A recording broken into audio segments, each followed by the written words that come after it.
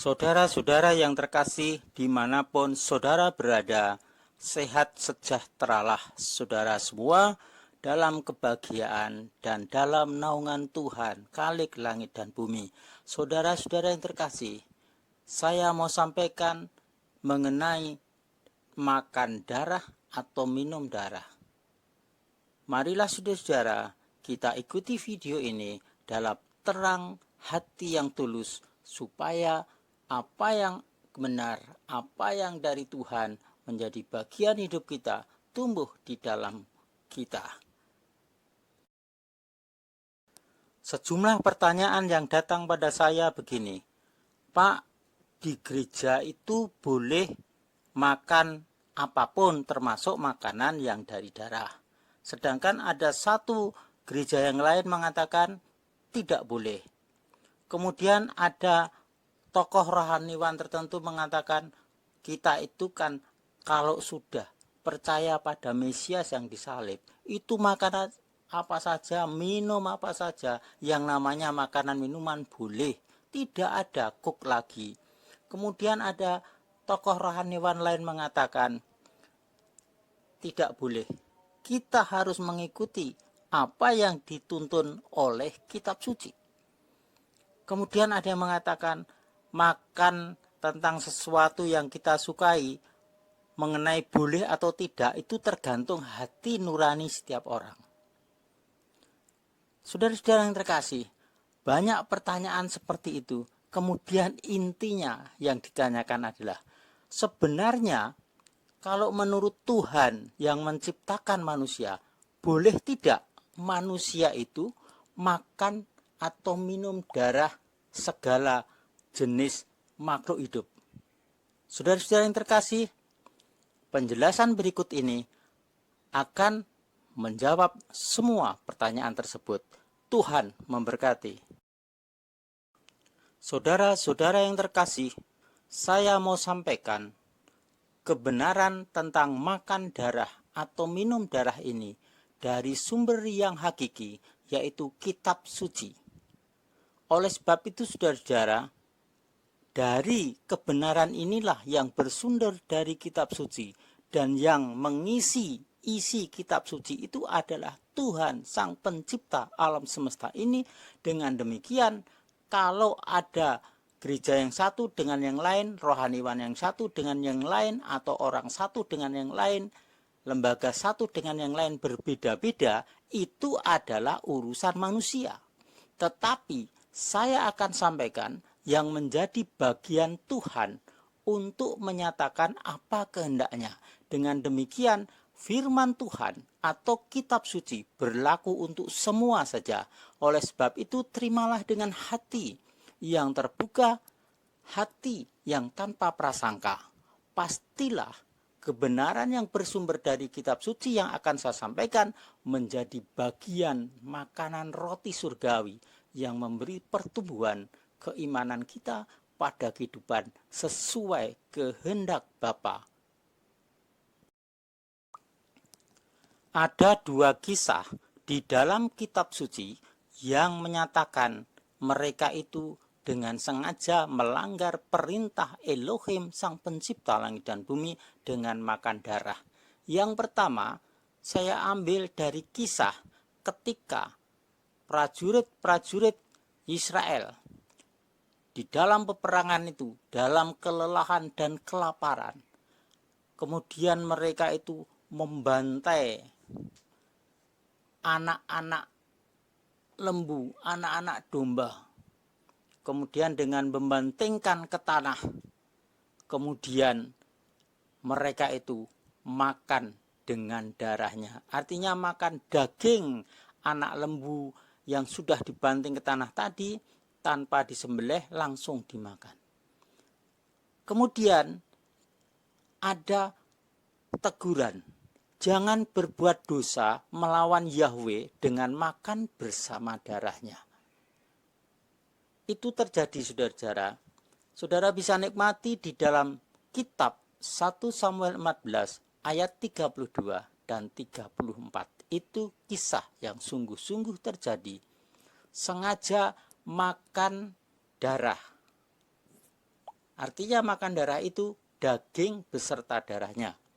Kalau perintah Elohim untuk yang benar, yang kosher itu kan kalau mau makan daging hewan itu dagingnya disembelih dulu, hewannya itu maksudnya disembelih dulu, darahnya dikeluarkan ke tanah, kemudian baru setelah darahnya habis barulah disembelih mau dimasak apa saja. Itu yang kosher, yang bersih, yang sesuai kehendak Tuhan.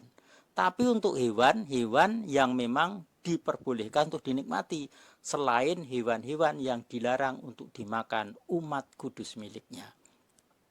Kemudian saudara-saudara, di dalam masa Nabi Yesaya ada terjadi saudara-saudara. Di dalam Yesaya 66 ayat 3, di situ diceritakan umat Tuhan itu setia mengorbankan anak domba sebagai persembahan kepada Elohim yang mereka sembah. Tapi itu juga, orang-orang itu juga yang mematahkan leher anjing. Itu salah satu teguran dari Tuhan disampaikan melalui Nabi Yesaya terhadap umat kudus miliknya. Jadi mereka itu mengorbankan anak domba sebagai ibadah kepada Elohim, Sang Pencipta. Sementara itu mereka berdosa melanggar perintah Tuhan yang mereka sembah, yaitu mematahkan leher anjing. Mengapa mematahkan leher anjing, saudara? Supaya darahnya tidak keluar. Dengan demikian mereka itu makan darah. Dan itu dosa di hadapan Tuhan. Kemudian orang-orang yang suka berdalih mengatakan begini, saudara. Itu kan kisah perjanjian lama. Ketika kita sudah percaya kepada Mesias yang disalib, itu tidak berlaku lagi. Itu kan untuk orang Israel, orang Bani Yahudi. Itu saudara-saudara. Benarkah demikian saudara-saudara? Mari kita lihat saudara selanjutnya. Apakah di dalam perjanjian yang baru ada larangan itu? Kita lihat saudara-saudara. Saudara-saudara yang terkasih, di dalam kitab Brit Kadasa atau kitab perjanjian baru ditegaskan di dalam Kisah Rasul 15 ayat 29 bahwa untuk mereka yang percaya kepada Mesias sebagai juru selamatnya, orang-orang yang tadinya tidak percaya kepada Mesias yang disalib sekarang percaya dan beribadah melalui Dia. Oleh sebab itu diputuskan Roh Kudus yang memenuhi mereka, para tua-tua di Yerusalem. Murid-murid yang setia ini menyatakan mereka untuk menjauhkan diri dari makanan atau sesuatu yang dikurbankan kepada berhala, dan dari darah, dan dari binatang yang mati tercekik, dan percabulan. Itu intinya. Dengan demikian di sini di dalam kitab perjanjian baru ada larangan untuk tidak makan sesuatu atau makanan yang dikurbankan kepada berhala. Yang kedua, tidak boleh makan makanan dari darah. Kemudian tidak boleh makan dari binatang yang mati tercekik. Itu saudara-saudara. Apakah saudara yang suka berdalih masih ngotot juga? Kalau saudara masih ngotot juga, itu kan kutipan perjanjian lama. Tidak saudara-saudara. Ini bukan kutipan perjanjian lama.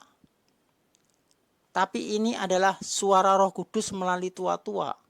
Dinyatakan kepada umat kudus yang mengikuti Tuhan. Memang saudara-saudara, mereka yang memutuskan itu juga orang-orang yang taat kepada perintah Tuhan yang kekal. Perintah yang mana itu saudara-saudara tentang larangan makan darah? Yaitu di dalam kitab Yobel 6 ayat 7 dan 12, juga kitab Wayikra atau Imamat 7 ayat 26 sampai 27, juga Imamat 17 ayat 10. Di situ ditegaskan bahwa umat Israel juga yang bergabung dengan umat Israel, siapapun yang bersekutu atau bersama hidup dengan Bani Israel dilarang makan darah segala makhluk hidup. Ini adalah larangan keras untuk umat kudus milik Tuhan. Alasan Tuhan melarang orang makan darah, mengapa? Apa alasannya, saudara-saudara? Mari kita lihat apa yang dimaui Elohim, mengapa tidak boleh makan darah dari segala makhluk yang hidup. Dua alasan pokok yang dinyatakan Tuhan, kita bisa baca di dalam kitab yang sudah saya bacakan tadi, baik Imamat atau kitab Yubel. Yang pertama adalah sebab kehidupan tubuh ada di dalam darah. Darah itu sama dengan nyawa. Kehabisan darah berarti kehilangan nyawa, mati, saudara. Jadi di sini, saudara-saudara, darah itu sama dengan sumber kehidupan. Kemudian yang kedua, darah itu sebagai sarana untuk mengadakan penebusan bagi kehidupan umatnya. Jadi sejak zaman Adam dan seterusnya, untuk beribadah atau menghubungi Sang Pencipta Yahweh Elohim, mereka mengorbankan darah domba, darah lembu yang sudah dipisahkan. Darah itu dipercikkan sebagai apa? Penebusan. Juga di dalam perintah Elohim untuk umat kudusnya, bahwa bagi orang yang berdosa, bersalah, melakukan pelanggaran-pelanggaran kekudusan atau kehidupan, mereka bisa ditebus dengan sarana darah hewan. Oleh sebab itu, saudara-saudara, dengan dua alasan itu, Elohim Yahweh, Sang Pencipta langit dan bumi, melarang keras umat kudusnya makan darah atau minum darah. Makan darah berarti daging yang masih ada darahnya, minum darah berarti langsung darahnya itu. Di dalam alam modern ini, apakah masih ada kelompok orang-orang yang membuat sesuatu yang dari darah atau langsung? Saudara yang terkasih, itu masih ada. Mari kita lihat, saudara, bukti-bukti bahwa sekarang ini masih ada makanan-makanan, bahkan itu menjadi favorit kebanyakan orang. Kita lihat, saudara-saudara, berikut ini. Di beberapa daerah di dunia ini ada masakan yang berasal dari darah. Misalkan di Jawa itu ada namanya saren, saudara. Itu dibuat dari darah hewan yang sudah dibekukan kemudian dimasak sesuai selera. Kemudian ada juga di negara-negara lain yang membuat es krim dengan dicampur darah hewan. Berbagai es krim dibuat dengan campuran darah. Ada yang darah babi dan seterusnya. Kemudian ada masakan-masakan dari daging yang masih mengandung darah. Apa itu, saudara? Yaitu kalau di Jawa terkenalnya dengan sengsu, tongseng asu atau tongseng dari anjing. Ya, kemudian di daerah lain ada, saudara-saudara, masakan sangsang dan seterusnya. Mengapa yang dari anjing ini dikatakan makan darah?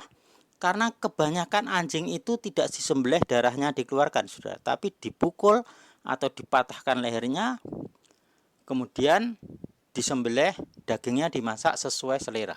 Itu namanya makan darah. Oleh karena itu, kalau makan anjing seperti itu, namanya makan darah dan dilarang oleh Tuhan, Sang Pencipta langit dan bumi ini.